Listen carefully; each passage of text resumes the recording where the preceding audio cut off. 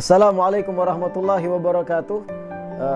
Umat Islam di Kalimantan Selatan pada khususnya, kita seberataan mengetahui bahwasanya umat Islam di Tanah Banjar ini mulai bahari dididik oleh para alim ulama untuk cinta para habaib, cinta pada dzurriyyat Nabi sallallahu alaihi wasallam. Dan ini dilandasi oleh banyak nas-nas hadis Nabi yang berbicara tentang keutamaan orang-orang yang memuliakan para habaib. Termasuk Rasulullah bersabda, "Arba'atun ana lahum syafi' yaumal qiyamah." Ada 4 golongan kelak hari kiamat yang aku akan memberi syafaat atau aku akan memberi pertolongan pada mereka, kata Nabi. Yang pertama, ujar Nabi, "Al-mukrim li dzurriyyati min ba'di." Orang yang menghormati, memuliakan dzurriyyatku, keturunanku setelah aku wafat. Yang kedua, ujar Nabi, "Wal qadhi lahum hawaijahum." Orang-orang yang menunaikan, menuntaskan hajat-hajat dzurriyyatku dan menolongi mereka. Yang ketiga, wasa'i lahum fi umurihim indama tarru ilaihi. Yang ketiga, orang yang dapat syafaat dari Nabi adalah orang-orang yang berupaya, berusaha untuk menolongi para dzurriyyat Nabi pada saat dzurriyyat Nabi tersebut dalam keadaan darurat, ingin menyelesaikan satu masalah, dan orang tersebut yang menyelesaikan masalah itu. Ini orang ketiga yang dapat syafaat dari Nabi. Yang keempat, ujar Nabi, "Al-muhib lahum biqalbihi wa lisanihi." Orang yang mencintai dzurriyyatku dengan lisan dan hatinya. Tanah Banjar atau Kalimantan Selatan pada khususnya, begitu pula di luar Kalsel, umat Islam Ahlus Sunnah wal Jamaah sangat mencintai habaib, sangat menghormati habaib. Kada sedikit para muhibbin itu memuliakan para habaib, baik dengan memberi harta atau dengan menikahkan putri mereka dan sebagainya. Di balik hal ini ada orang-orang tertentu yang ingin memanfaatkan keadaan. Di balik umat Islam yang memuliakan para habaib ini ada orang-orang yang niatnya jahat. Ada orang-orang yang memanfaatkan keadaan ini lalu inya bekaku habib. Lalu inya mengaku inya habib padahal bukan. Berbicara tentang ini sesuai dengan pengalaman kami, dan ini hasil daripada tukar pendapat dengan para habaib Kalimantan, khususnya Kalimantan Selatan, Kalimantan Timur, Kalimantan Tengah. Kami bertukar pendapat tentang apa aja ciri-ciri habib palsu agar umat Islam khususnya di Tanah Banjar teredukasi dan bisa mengetahui indikasi-indikasi orang yang mengaku habib ini ternyata palsu atau gadungan. Yang pertama, ciri-ciri habib palsu yang pertama, dari zaman dahulu keluarganya kada dikenal sebagai habaib. Masyarakat kampung pun tahu bahwa keluarganya lain habaib. Tiba-tiba inya mengaku habib, sedangkan abahnya, kaiknya, orang-orang yang bersosial dengan masyarakat kampungnya dari kai-kaiknya, abah-abahnya tidak dikenal dengan status mereka sebagai habaib. Cucunya tiba-tiba mengaku habib. Nah, ini ciri pertama.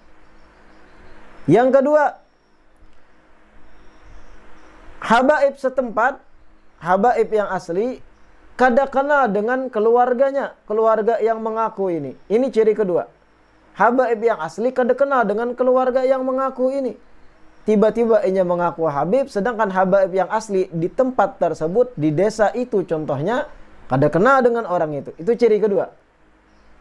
Yang ketiga, keluarga besar dari qabilah yang inya kakui, kada kenal dan kada mengakui orang tersebut dari qabilah kami. Contoh, ada habib palsu mengaku marganya Bah Hashim. Tapi ternyata keluarga besar Bah Hashim, ikatan keluarga mereka menolak dan kada mengakui. Itu bukan keluarga kami. Itu tanda atau ciri ketiga bahwasanya ia adalah habib palsu. Yang keempat, ciri habib palsu yang keempat, mengganti ngarannya. Yang tadinya ngarannya tidak berbau ke Arab-Arapan diganti jadi berbau ke Arab-Arapan. Contoh, tadi namanya contohnya Ujang atau Dodi atau semacamnya. Nama-nama ajam.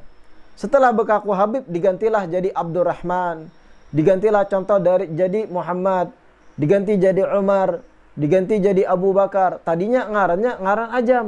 Ini ciri yang keempat. Bahkan terkadang ada yang ekstrim sampai KTP-nya diganti, ditambah Sayyid dan sebagainya.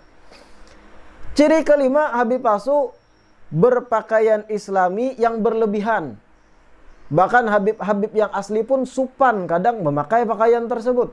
Contoh, inya Habib palsu, mengaku sebagai Habib padahal bukan. Pakai imamah, pakai jubah, warna-warni, pakai tongkat, kacamata hirang bahkan. Padahal bukan lulusan pesantren, bukan orang yang belajar di pesantren, membaca Al-Qur'annya kada lancar, tapi pakaiannya kayak ulama. Yang Habib asli pun kadang supan memakai pakaian itu, warna-warni pulang kadang. Nah, ini ciri Habib palsu yang kelima. Yang keenam, ciri Habib palsu yang keenam. Saat ditanyakan silsilah, ditakuni silsilahnya bin fulan, bin fulan, bin fulan, bin fulan sampai ke atas, inya kada mau menampayakan, kada mau menunjukkan silsilah tadi.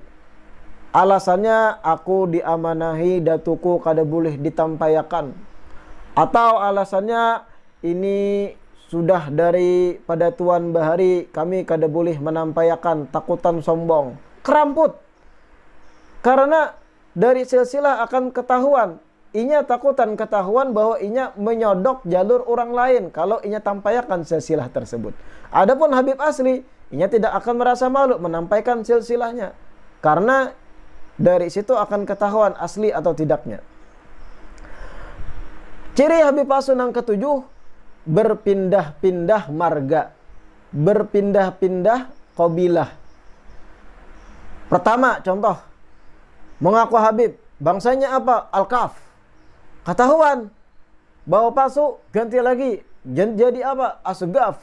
Ketahuan lagi jalur Asgaf yang disodoknya palsu, ganti lagi jadi Al-Hasani. Nah, ini kalau sudah ada ganti-ganti marga, tanda kuat inya Habib palsu. Karena Habib yang asli terlahir dengan satu marga dan tidak mungkin berubah, karena itu takdir dan pilihan dari Allah Subhanahu wa taala. Ciri Habib palsu yang kedelapan, dan ini banyak. Mengaku dapat silsilah dari mimpi. Mengaku dapat silsilah dari orang alim yang ditamuinya dalam mimpi. Datang kepada Habib asli, ulun bipai inguhnya, inguh Habib kayaknya. Malam tadi ulun bermimpi ada orang berbaju saraba putih, pakai rida hijau, memadahkan cu ikam Habib. Nasab ikam pulan bin pulan bin pulan bin pulan dan sebagainya. Ini tanda kuat Habib palsu. Karena ilmu nasab bukan ilmu yang diperoleh dari dunia metafisika. Tapi itu ilmu yang dipelajari di lapangan. Penelusuran silsilah mata rantai keluarga. Kemudian ciri Habib palsu yang kesembilan adalah berkumpul selalu sesama mereka antara Habib-Habib palsu. Jarang inya mau berkumpul dengan Habib yang asli karena bakal disariki, bakal dimarahi. Inya mengolah komunitas antar palsu satu sama lain. Inya membuat ikatan, kerekatan antar mereka sesama palsu. Kemudian ciri Habib palsu yang selanjutnya yang ke-10, keluarga besar si palsu ini, kai-kainya, ninik-niniknya, pamannya atau dingsanak abahnya dari bahari kada pernah kawin silang dengan habaib yang asli. Artinya kainya, niniknya, dangsanak kainya, dingsanak nininya mulai bahari kada pernah kawin lawan Habib dan Syarifah. Karena mereka bukan. Tiba-tiba si cucu bekaku Habib, sedangkan ditelusuri sejarah keluarganya mulai bahari kada pernah kawin silang dengan habaib tempatan yang asli. Ini pun ciri Habib palsu juga. Yang ke-11, ciri Habib palsu yang ke-11. Susunan nama silsilahnya atau bin-binnya banyak menggunakan nama ajam, nama yang bukan Arab. Saya beri contoh. Siapa nama Habib ini? Habib palsu tadi. Namanya contohnya adalah Muhammad. Siapa abahnya? Abahnya Tirmizi. Siapa abah Tirmizi? Bin siapa? Bin Anang Ramli. Anang Ramli bin siapa? Bin Tuh Kacil. Tuh Kacil bin siapa? Bin contohnya Dodi Iskandar. Bin siapa lagi? Kalau sudah 4 ke atas rantai silsilahnya atau bahkan 5 ke 6 ada nama-nama ajam, ini bukti kuat, indikasi kuat, inya Habib palsu. Kenapa? Karena habaib kalau sudah generasi 3 ke atas itu pasti pakai nama baku yang terulang-ulang. Abdullah, Salim, Abu Bakar, Umar, Hasan, Hussein, Alawi, dan nama-nama yang ma'ruf di kalangan habaib lainnya. Ciri Habib palsu yang ke-12, mengada-ngadakan sebuah makam dan diklaim itu adalah makam datunya. Tiba-tiba contohnya ada tumpukan tanah. Tumpukan tanah yang disebut dengan bahasa kita balambika. Dipadahkan itu adalah makam Habib datuku. Habib Fulan bin Fulan wafat tahun 9 Hijriah. Wah, abad 9 Hijriah, mohon maaf. Itu adalah datu kami. Padahal balambika wara isinya adalah sarang samud. Nah, ini salah satu cara inya menguatkan status dirinya sebagai Habib padahal abal-abal atau palsu. Mengada-adakan makam yang sebenarnya makam tersebut bisa jadi kosong isinya atau makam orang bahari yang orang tempatan sekitar makam kada tahu itu makam Habib tapi inya mengaras ini adalah makam Habib datuku. Itu ciri Habib palsu yang ke-12. Yang ke-13, ciri Habib palsu mendekati Habib yang bujur yang sahih. Inya mendekati Habib yang sahih yang bujur kemudian foto bersama. Saat minta foto bersama kada bepadah inya Habib. Inya bepadah Muhibin. Minta foto Habib lawan pian berselfie. Foto Habib lawan pian.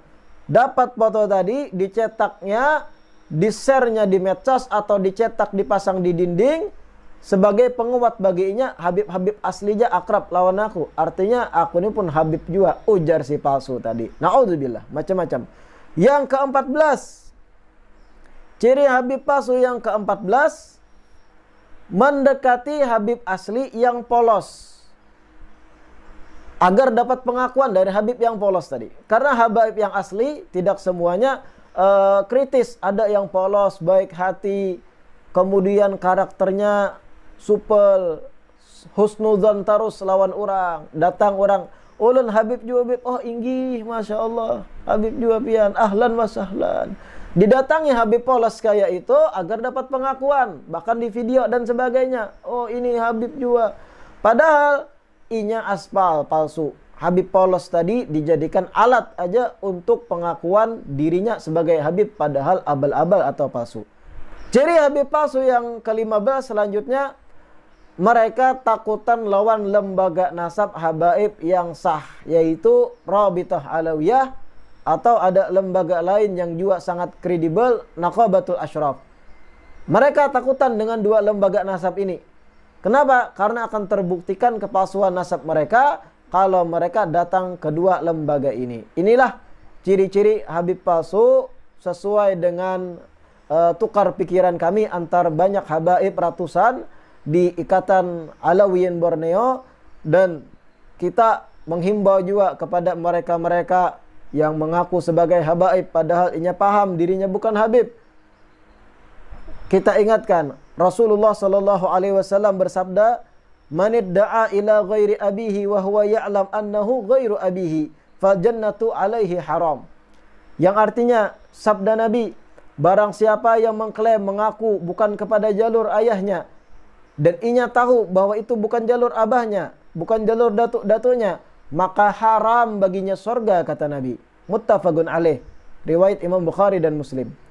Artinya, sebanyak apapun harta yang ikam peroleh di dunia dengan ikam mengaku Habib tadi, sebanyak apapun perempuan yang ikam nikahi dengan status abal-abal ikam sebagai Habib palsu, maka nikmat yang ikam dapat sesaat di dunia itu tidak ada apa-apa bandingannya dengan siksa yang menanti ikam hari kiamat. Taubatlah. Fal jannatu alaihi haram. Haram baginya surga, kata Nabi sallallahu alaihi wasallam. Di hadits yang lain Nabi bersabda, "La targhabu an abaikum faman raghiba an abihi fahuwa kufrun."